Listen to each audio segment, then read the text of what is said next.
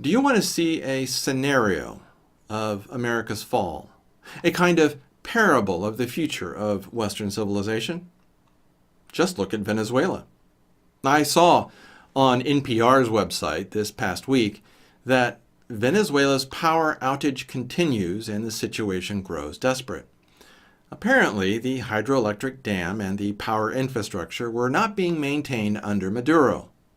Why am I so shocked?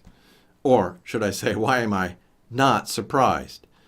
Everyone, you need to understand that this is how civilization falls. And it starts by ignoring the threat to your civilization, and it ends by the government covering up the threat until that threat can no longer be covered up. Then everyone wonders how this happened, when they should have known, because the signs of it coming were all around them. Venezuela was and is corrupt. Instead of warning society that it was all going to fall apart, the government chose to keep silent and shift resources away from maintenance towards bread and circuses. Why did they do this? Because the government knew that they would be thrown out of power if they did not do this. The people would vote them out if they didn't get their toys. And that is exactly what is happening in the US and Europe. Exactly. If average Americans or Europeans don't get their toys and treats, they will get angry and vote for someone else who will give them their toys and treats. Even if governments started a campaign to educate the average person about the dire situation that we are all in, no one would listen. It is only after a disaster that humans might listen. Even then, the probability is low. We love our lives. We really do. And we won't let go of them no matter what. Just ask the flat earthers. And then, to add a perverse irony to our parable of calamity, we have the title of this piece from the UK's Telegraph newspaper.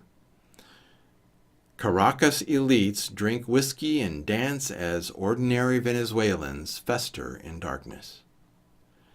You can bet that the Venezuelans that are festering in this darkness will know who is dancing the night away. And they will get more and more angry as this blackout continues. Again, as I said, infrastructure maintenance is the first budget to be cut when a country runs out of money. And you won't find out about those cuts until the power goes out or a bridge collapses. This is the kind of killer that creeps up on you silently and strikes suddenly. And you won't know that it's coming because your politicians are lying to you. Oh, and they'll blame someone else for the decision that they made.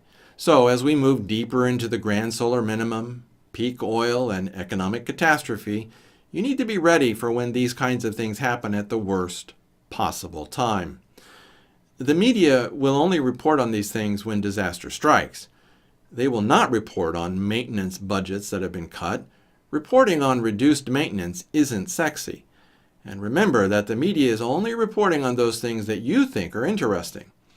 Don't blame the media for all of their failures. The media wouldn't be failing were it not for our own stupidity.